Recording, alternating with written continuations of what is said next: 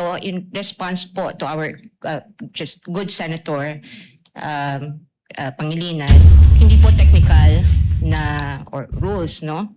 Yung aking ini-invoke dito, kundi yung actually it's substantive dahil ito ay nakasandig sa ating saligang batas. Salamat po. Day 3 pa rin ho tayo sa week 2 ng impeachment trial nitong si Vice President Sara Duterte diyan sa Senado. Doon ho sa unang round ng oral argument ng depensa at prosecution, nakita nyo naman ho talagang namayagpag ang depensa sa pangunguna nitong si Atty. Michael Poa. Palakpakan ho natin. Linampaso niya ho si Bugs Bunny doon sa kanilang naging unang sagupan. Reset ho muna tayo. Isang like at isang subscribe. Masaya na ho tayo dyan. At sa mga gusto sumali sa ating community, yung join button nandyan lang ho sa baba. Continuation ho tayo ng nangyayaring bakbakan dyan sa Senado. Game! Bago mag-recess Galing niya to, ang mga senator judges para mag-usap sa caucus, nais kong sambitin sa record na binabati ko magkabilang panig, partikular si Congressman the Honorable Chal Jokno, ganyan din si Attorney Poa, sa isang mahinahon, malumanay, maginoo at magalang na diskurso at debate kaugnay sa may tuturing nating kontrobersyal na isyong ito. At inaasahan ko, yan din ang magaganap sa caucus at sa aming pagbabalik. Balagbagan. Balagbagan ho yan mga kababayan. Parang nakikita ko na. Itong si Tuta Soto at itong si Ping Lacson Boytago, nakabalandra na yung katawan nila doon sa harap para sabihin, ipasugpi na yung mga dokumento na yan. Matapos nito, Senator Judge Alan Cayetano is recognized. Wala pa tayo sa caucus Nasa plenaryo pa tayo, nasa korte pa tayo. Pero balagbag na itong si Sen. Alan. Thank you, Presiding Officer. Very eloquently said. Before we go to our favorite subject, recess, the prosecutor was going to say something about Monday witness. Can we hear that? Because if... I don't want to preempt, but can we hear that? Because if they're not going to have witnesses on Monday, I have a proposal. I'm sure they will. They were, in fact, on the verge of announcing it. No, because, Mr. President, this is what I wanted to say. We do need the caucus, but after hearing both sides, I really have many questions, and I think we should really dapat mahimay. But after hearing them, I think there's a couple of issues we will agree on. But I'd rather ask my questions on Monday. So if everyone agrees, then we can caucus but allow them to adjourn, no? Unless someone wants to ask after our caucus. We will hear the lead prosecutor. However, Senator Judge Cayetano, it is the predisposition of the presiding officer, given that we don't have any witnesses today to settle this matter and this issue today. It's the only matter for us to discuss anyway. That's my point, Senator Judge. No, I'm reviewing the rules. Hindi naman tayo tatagal pag per legal issue kasi nakalagay naman not more than 2 minutes eh. So, meaning for example, for me, issuing the subpoena is not one issue. Whether the subpoena is to the VP or to her husband is two separate issue. Peso account or dollar account is a separate issue. Whether or not the company's accounts, etc., should be subpoena is a different issue. But for me to decide, I want to ask the prosecution and the defense about that. So medyo mahaba-haba talaga. To answer the Senator Judge, we have a precedent, and I think if I remember correctly, it involves the good gentleman himself. When then Senate President Enrile made a ruling with respect to the request for the issuance of a subpoena against the former Chief Justice Corona and his family, the gentleman agreed with respect to not issuing the subpoena against the Chief Justice, but disagreed with respect to not issuing with the family. No, I was correct there. That was the first, the rules of court says pwede pagka son-in-law. But I was overruled by Senator Enrile. I appealed. The body agreed with him. So even if I was correct, I was overruled. But my point is, Mr. Presiding Officer, that was one simple issue.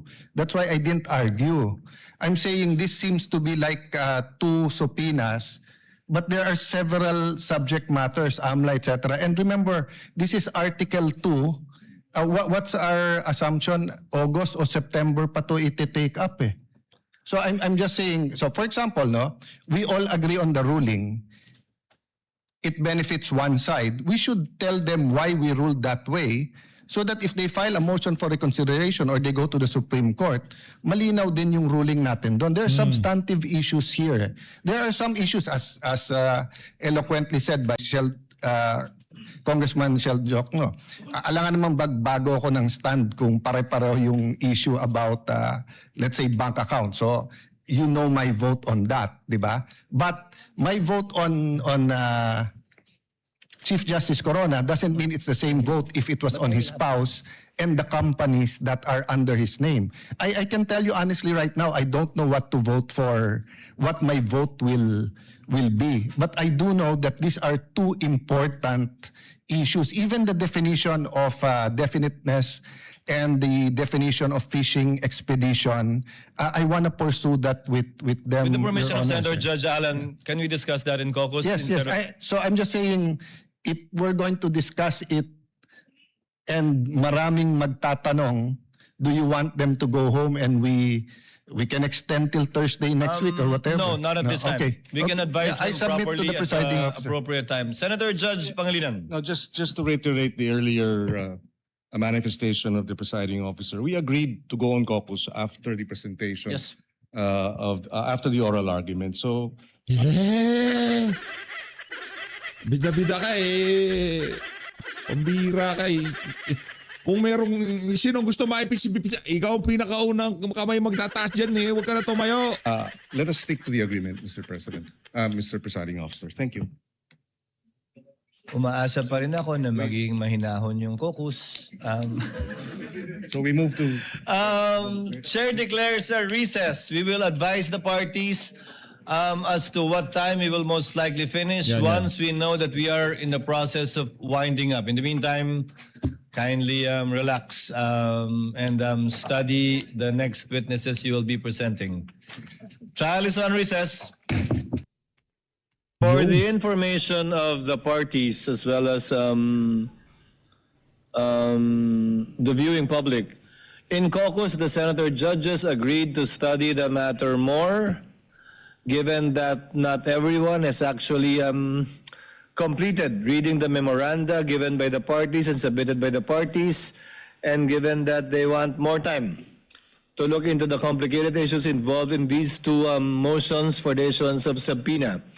The senator judges agreed in caucus to decide on the matter on Monday, and that on Monday, senator judges who wish to ask the parties questions will be afforded the time to ask these questions again on both sides. Following our rules, it shall be 10 minutes per senator, not exceeding 1 hour for each side. At this juncture, may now recognize the lead prosecutor, the Honorable Luistro. Ayun. As I understand, she intended earlier to make a manifestation with respect to their intended witnesses on Monday. Kindly already exclude Monday, Honorable Luistro. Yes, Your Honor. First of all, we would like to acknowledge the positive response of the Honorable Impeachment Court to our previous manifestation. Accordingly, we would like to reiterate that the prosecution will no longer be presenting Attorney Zuleika Lopez as well as Captain Belinda Bello. Reiterating, however, the same concern on redundancy, surplusage, and lack of necessity, the prosecution further manifests that we will not be presenting as well the following witnesses for Article 4, that is threat. Number 1, Your Honor, is the Philippine National Police Firearms and Explosives Office representative. The witness intended to testify that the respondent owns firearms, including the high-powered ones, which demonstrate the capacity and capability to execute the threat. On the other hand, Your Honor, it has been shown already that the government took seriously the threat. As a matter of fact, it prompted the full-scale investigation, including the recommendation to file a criminal complaint. Number 2, Your Honor, is Mikel Flores and Bons Magsambol.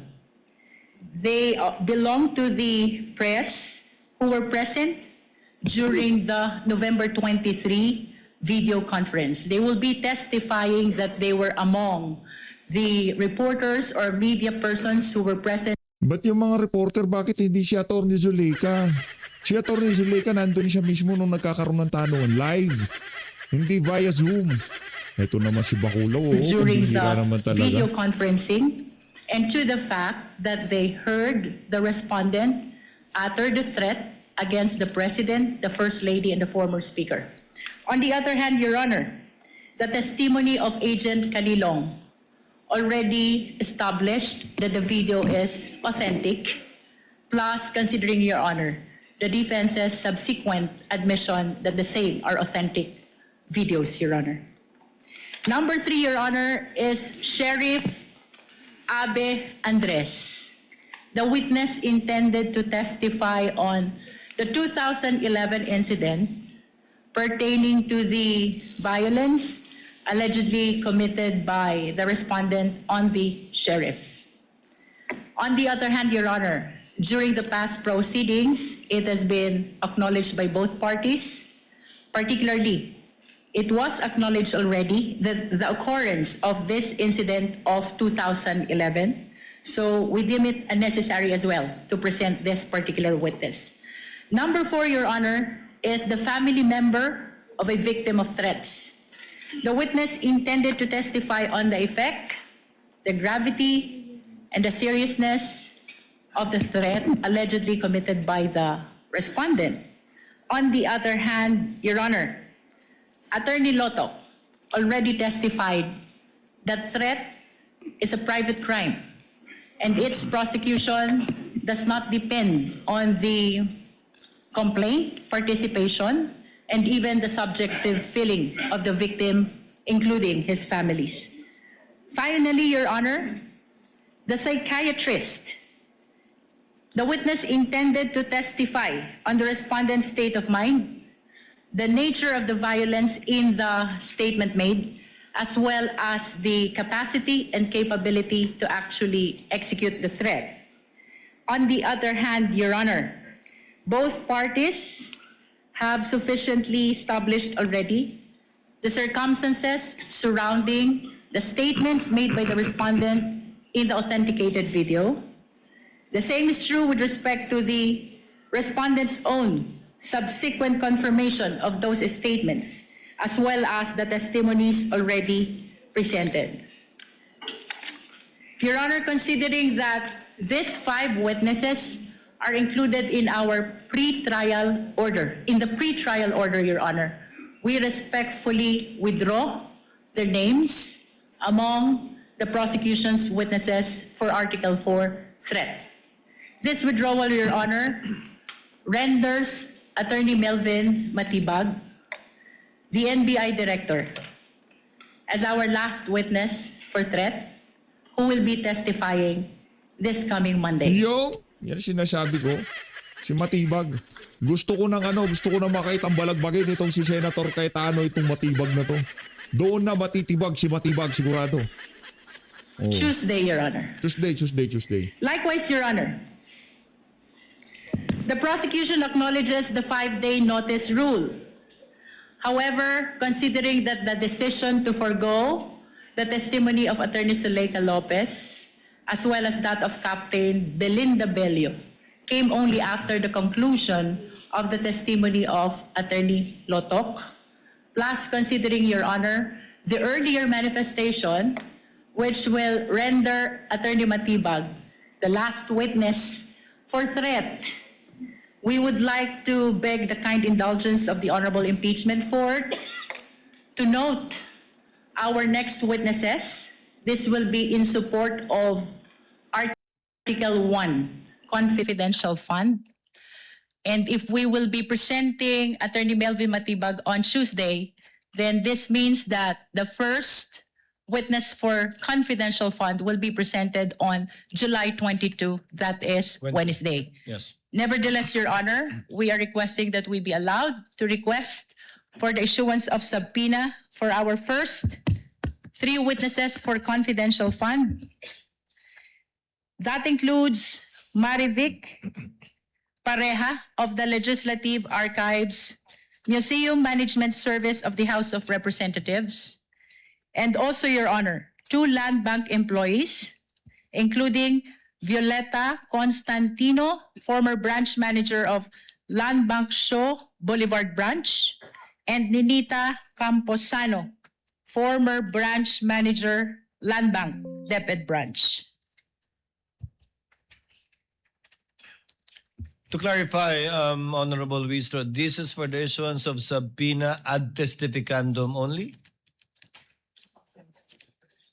Your Honor, the request is for the issuance of both subpoena ad testificandum and subpoena duces tecum.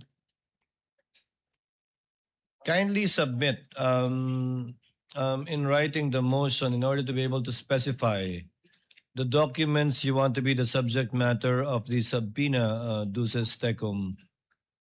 We will await it within the afternoon, even after adjournment, so that we can sign the subpoena by today or tomorrow at the latest. May I inform the Honorable Impeachment Court that the list or the request for subpoena ad testificandum and duces tecum, the written ones, have been submitted already to the Honorable Impeachment Court, Your Honor. I stand corrected. Yes, I have it with me now. Your Honor, may I just enter some correction with respect to the testimony of Attorney Lotok? Nako, dapat pag may correction, dapat siya ang magkukorek, hindi ikaw. Ay sa bagay, kayo rin pala may gawa doon sa testimonya niya, no? Ano ba naman kung kayo din ang mag-correct niyan? To the Ayos. act of threat or grave threat, the same is a public crime which does not need a private complainant, and its prosecution does not depend on the complaint participation. Counsel, before going there, let the presiding officer act on these requests for issuance of subpoena first.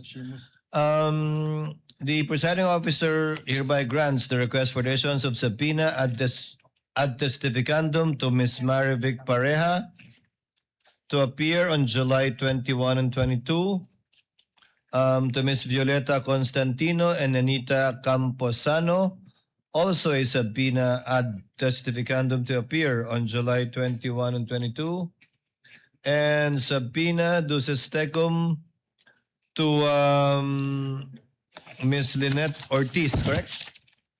Of the Land Bank of the Philippines to appear on July 21 and 22. The aforestated requests for subpoena are hereby granted. Clerk of Court is directed to prepare the corresponding subpoena ad testificandum duces tecum as the case may be, and for the Sergeant at Arms to be instructed to serve the aforestated subpoenas. As you were saying, Honorable Wistro. May I just manifest, Your Honor, that with respect to the testimony of Attorney Lotok to threat, the same is a public crime, and therefore its prosecution does not depend on the complaint, participation, and even the subjective feeling of the victim, including that of his family.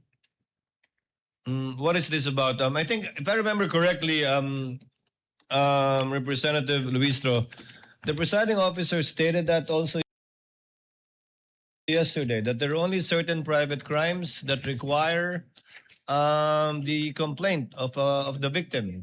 And these mostly are private and sexual crimes such as concubinage, adultery, seduction, abduction, rape, and acts of lasciviousness.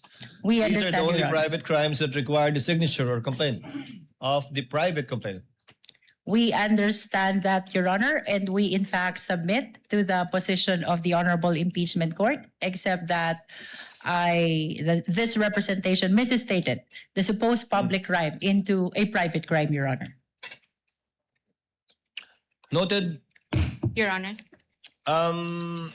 Before recognizing the counsel for respondents, Senator Judge Aquino is Just a recognized. point of order, Mr. Presiding Officer. With the presentation of the articles and the witnesses, we're tackling all of the articles from the prosecution and then all of the articles from the defense? Or initially, maybe I was mistaken. I thought we would tackle the per article prosecution, then defense, prosecution, then defense. Is it all articles, then all articles, Mr. Presiding Officer? Not a point of order, but perhaps a clarification. Yes. But the answer is yes. We will first finish the presentation of the prosecution for all articles before listening and allowing the respondent to present their evidence in chief for all the articles as well. Thereafter, we shall decide by article. After the formal offer of evidence by both parties shall have been made and the final arguments shall have been made of record as well. All right. Salamat, Mr. Presiding Officer. Counsel for the respondent is recognized. What is your pleasure, ma'am? Good afternoon, Your Honors. Good afternoon, ma'am. I just have a few, before I... Nako. Pagka yan si Atty. Sheila, tumayo yan, bakulaw, kabahan ka na. Meron na naman sigurong kabalbalang nasabi itong si Bakulaw kaya napatayo itong si Atty. Sheila. Pakinggan natin. express some statement with respect to the discourse that we just heard from the lead prosecutor. May I just clarify, because I don't know if I'm mistaken, but she did mention that they are now withdrawing 5 witnesses under Article 4, namely the Philippine National Police Firearms and Explosives Office Representative, Mr. Flores, Mr. Magsambol, the sheriff, and the psychiatrist. Si Sheriff ayaw niya talagang dumalo. Mapapahiya ho sila doon. Pero meron namang hostile. Talaga mapipilitan ka magpunta dyan. Pero sa tingin natin, hindi magiging paborable sa kanila kung sakaling patawag pa nila yun. Yung dalawang NBI agent, sapat na raw yun para sa kanila. Dito sa bahagi ng impeachment na to. Pero sa bayan ng Pilipino, nakukulangan pa rin. Hanggang sa ngayon mga panuan na to, ang malinaw at naiintindihan ng ating mga kababayan, conditional yung threat ni VP Sara. And one more, the relative of the family Okay. of a victim. That would make it 6. Then that's clarified, Your Honor, because I also heard the lead prosecutor say that Attorney Melvin Matibag will be their final witness for Article 4, and I had neglected to consider the family member listed as one of the reserve witnesses. Thank you for the clarification, Your Honor. But on another matter, this is not an objection, just a statement or a manifestation with the kind indulgence of this honorable Counsel court may proceed. and senators, judges. Yesterday, at the conclusion of the hearing, we have heard a manifestation from the good lady, Attorney Kapunan, with some suggestion on how to speedily proceed with the rest of the presentation of the prosecution for Article 4. And I think towards the end of her speech, which was quite lengthy, was really just essentially informing this court about the fact that they will no longer present Attorney Lopez, whom they had requested subpoena for, as well as Ms. Belinda Bello. But my point is, I'm not objecting to the good counsel's manifestation or even the manner by which she delivered it yesterday or the lead prosecutor's manifestations today. Only that my concern is those manifestations are almost always accompanied with lengthy discourse containing conclusions of law and facts that in reality only this impeachment court can really determine. Now, why is this a concern for the defense? Because this affects the fairness and balance of this impeachment court and the way it would perceive whatever manifestations or expressions of sentiments or discourses that counsel for both parties will deliver before this court and before the public. Naririnig po tayo ng taong bayan at anuman ang sabihin ng ating mga kagalang-galang na mga miyembro, no, officers of or members of the bar who also are officers of the court, and we all know that we are before the impeachment court and therefore we should try evidence and not advocate for the conclusions or the positions that we may have already made even before we went to this trial. And so I'm just expressing a concern on behalf of the defense and just for the guidance of both parties. If the only message that and this goes for both parties, if the only intent really is just to withdraw witnesses, then perhaps it would better serve the purpose of aiding the speedy disposition of this case if that fact Galing alone nito, will, Sheila. be the only thing that will be mentioned without factual assertions or conclusions of facts or even interpretations of the law. I think that would be more fair for everyone and for the guidance of the public and this court. That's all, Your Honor. Thank you for your indulgence. May I comment, Your Honor? No need, counsel. Let the No need. Palakpakan natin. Gusto pang umisa nitong si Kapunan eh. Baka pagsalitain mo na, baka reglahin na naman yan. Mahirap na. chair react to the statements made by lead counsel for the respondent. The presiding officer took it as the statements as akin to a tender offer of excluded evidence, very similar to that. Although we are not yet at that stage, although evidence has not yet been excluded, the presiding officer took it as that. Therefore, what is your pleasure? I'll give it to the counsel for respondent. Should you decide not to call witnesses in your witness list, do you want the same privilege of being able to make a tender, meaning an explanation of why you won't be calling these witnesses? If not, given the fact that it was given already to the counsel to the prosecutors, or we will simply remind both parties to cease from doing so henceforth. I give you the equal opportunity, counsel. Thank you, Your Honor. What is your pleasure? Let me just clarify, Your Honor.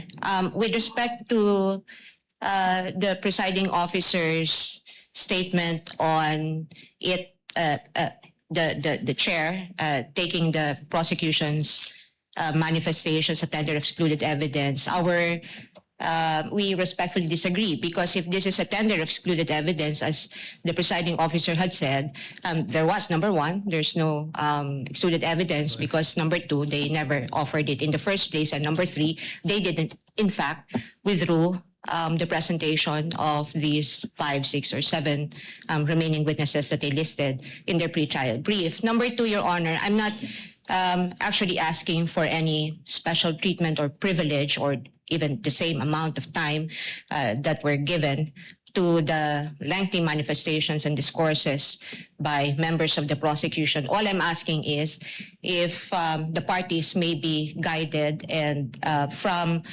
making conclusions of law that in fact really just advocate the position, because I think we all agree that at no point during this trial that the prosecution and defense will probably say, I agree with you on this point of evidence or on this point of law.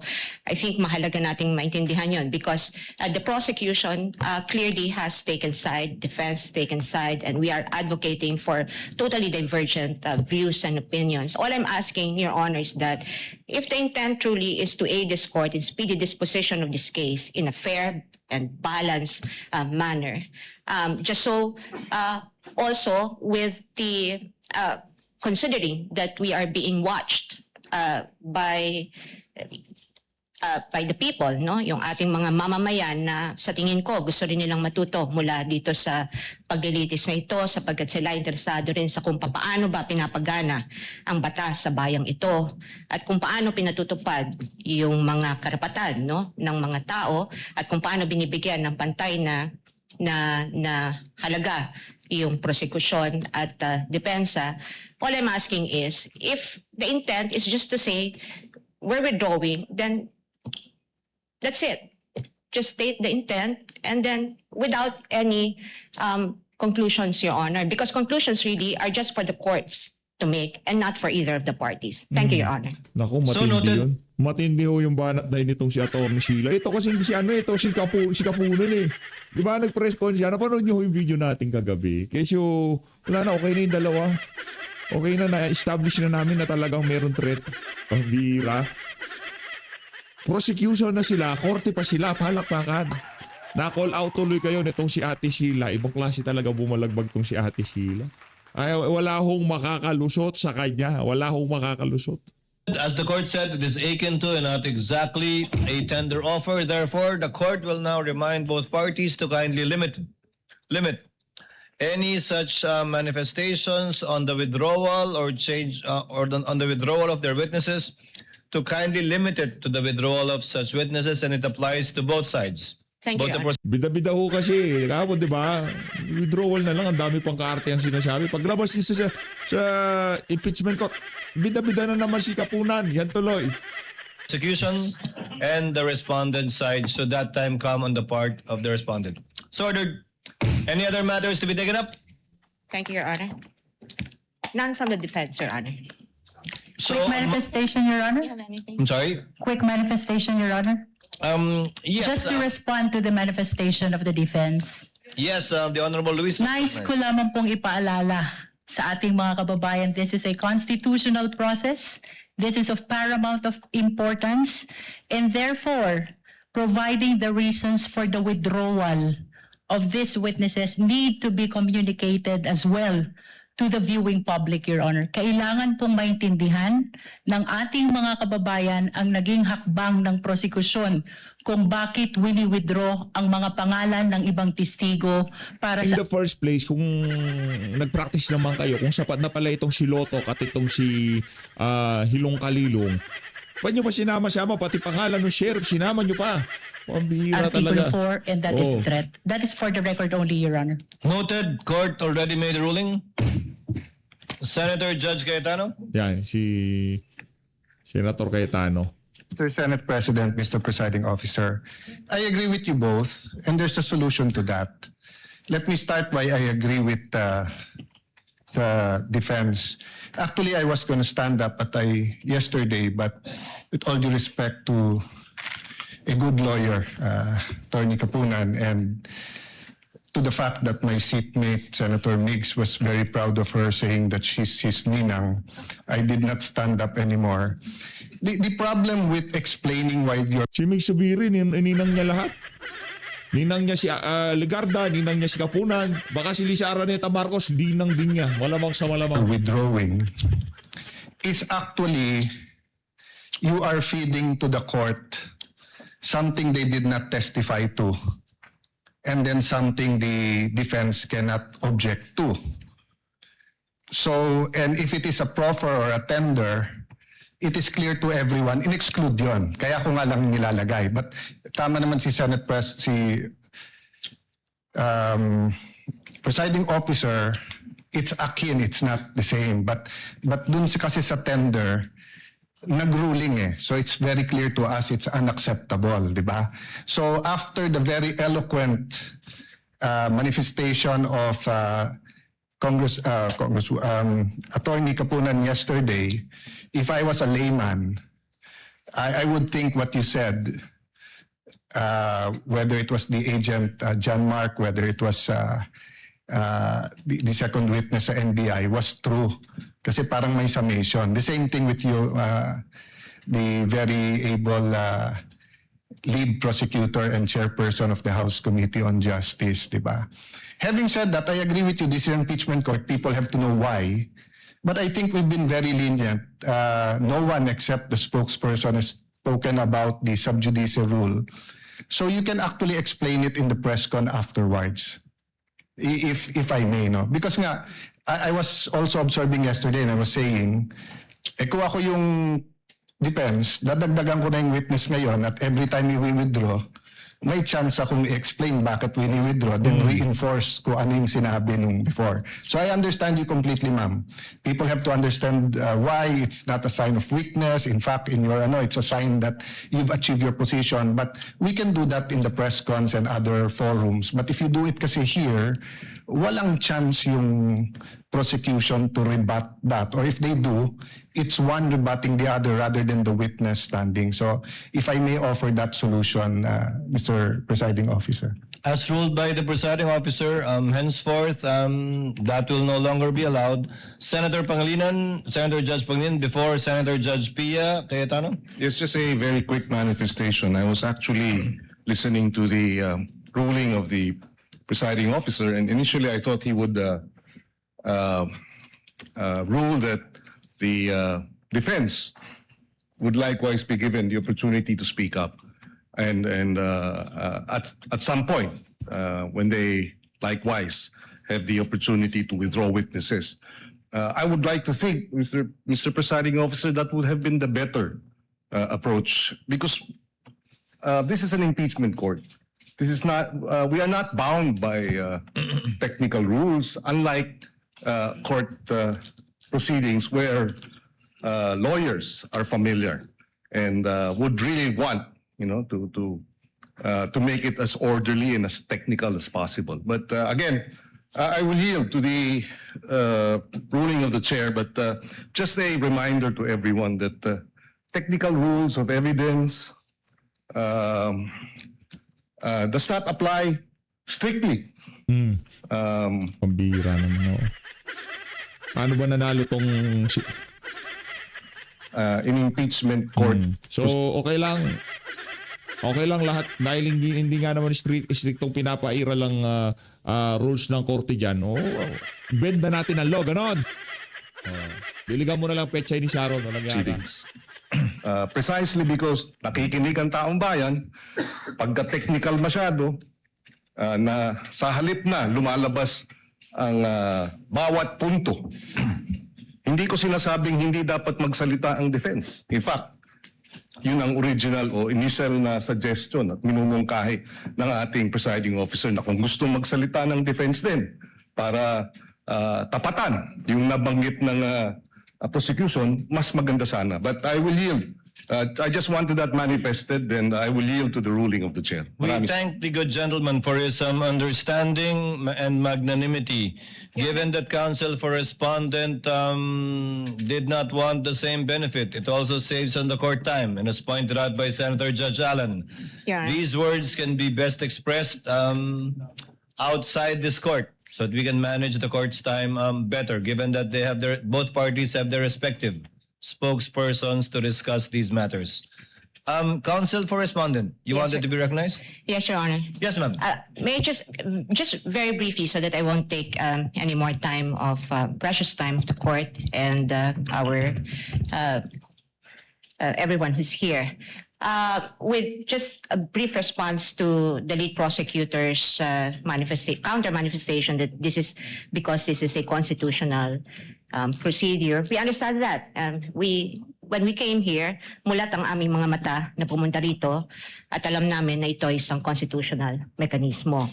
Kaya nga, yung sinasabi ko kanina at ang aking kahilingan lamang ay nakasandig doon sa prinsipyo na yun na dahil Pati itong si Kiko, hindi maintindihan. Tatagalogin ko na. Walang yan.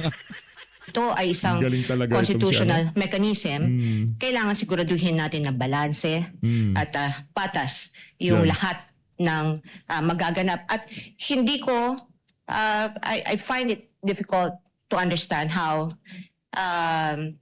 manifestations containing assertions that are laden with conclusions and personal advocacy, and obviously one-sided advocacy of either parties, would help the court arrive at the proper determination of whether the respondent is guilty or not guilty of the charges contained in the articles of impeachment. Hindi rin po ito in response po to our just good senator Pangilinan, hindi po technical na or rules, no? Yung aking ini-invoke dito, kundi yung actually it's substantive dahil ito ay nakasantig sa ating saligang batas. Salamat po. Noted, Senator Judge Pia Cayetano is recognized. What is your pleasure, ma'am?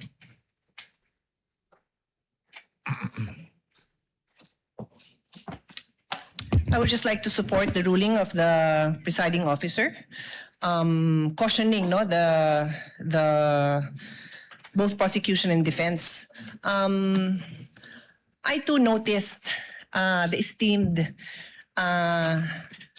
Attorney Lorna Copunan's lengthy explanation on the withdrawal of the witnesses. But because she is Lorna Copunan, nakikinig ako. In the same way na even if I don't know some of your names, makikinig ako sa inyo. Rest assured. I think it's her first time to also stand up. So I was being very patient in listening to her. But I did take note of some statements that sabi ko parang conclusions na to or excessive explanation of her observations which I didn't think were proper. So okay na yon, tapos na yon, pero moving forward nga, Mr. Presiding Officer, I agree with you. And I just need to put this on record kasi nga sinasabing wag tayo masyadong technical. Pero Sige ko pangilinan. Sinto-sinto yun eh. Sabi ko naman sa kanya, diligan mo na lang ang pechay ni Sharon. Walang yaka. Oh. to a certain extent, kailangan naman ho natin tingnan naman yung rules natin kasi maayos ho tayo, di ba? So I want to read into the record. This might be a paraphrase na nung sinabi niya ha, kasi sinasummarize namin ng team ko yung statements. And anyway, di ko na mahanap sa phone ko dahil kahapon pa yon. But I recall, no, and feel free to correct me, but this is a minor thing naman.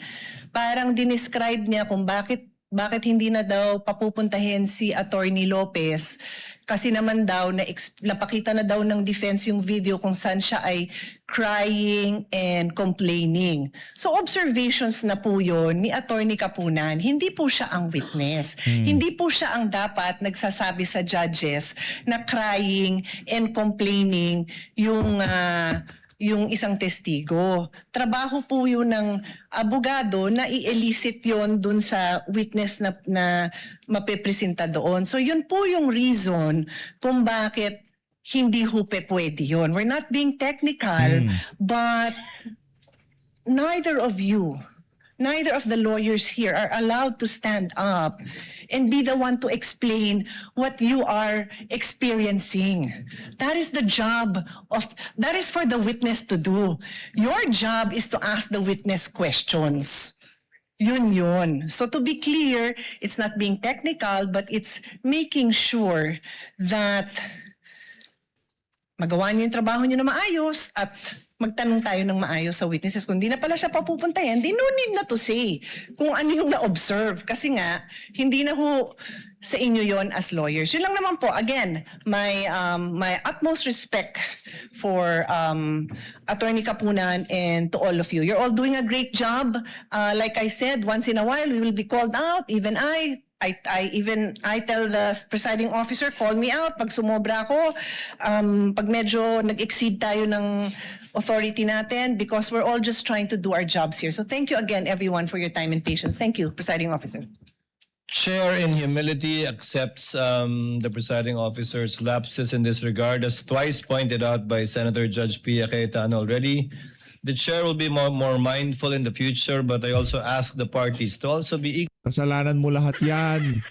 Pinahintulutan mo si Risa Hontiveros, pinasagot mo prosecution. Ngayon naman si Capunan, mag-withdraw na lang ng witness kung ano-ano pang pinagdadaldal niya. Equally mindful in case the chair forgets or is not unable to point it out on the part of either party should this happen again. Any other points? Manifestation, Your Honor. Hindi tayo titigil niyan, Jervil. Sinasabi ko sa'yo. Yes. Ayaw magpatalo I just eh. want to One put last on record, Your manifestation Honor. from the Honorable Luistro without prejudice to another manifestation from Counsel for Respondent. Thank you. I just want to manifest, Your Honor, that the Honorable Impeachment Court has been very much fair in as far as this issue is concerned. As a matter of fact, the presiding officer even asked the lead defense counsel if she would like to avail of the same opportunity to explain the reason for the withdrawal in the event the defense would be withdrawing likewise their witnesses. Also, Your Honor, may I just add, and with all due respect to Honorable Senator Pia Cayetano, the intention of the prosecution is never to abuse the time of the impeachment court.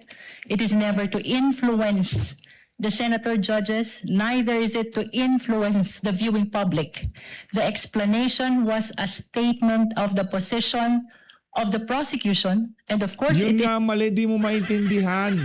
Kung withdraw lang, wala na maraming sinasabi. Paglabas niyo sa korte, doon kayo magsabi na magsabi. Hindi mo naiintindihan. Ito talaga si Bacolod, masosopla ka na naman yan. anticipated that the same is adverse to the other party because it is apparent that we are in the prosecution side while the opposing counsel is on the defense side.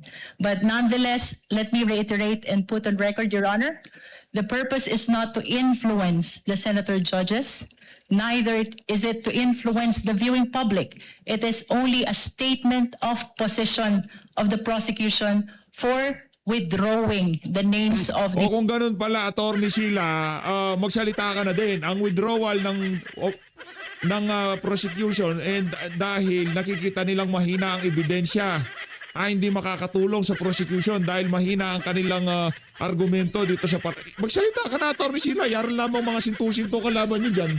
Hindi naman matitino kausap, di ba? prosecution's witnesses, Your Honor. Hira. Noted, and the ruling of the court stands on the matter. Just a Counsel for respondent. brief counter manifestation, Your Honor. I thank the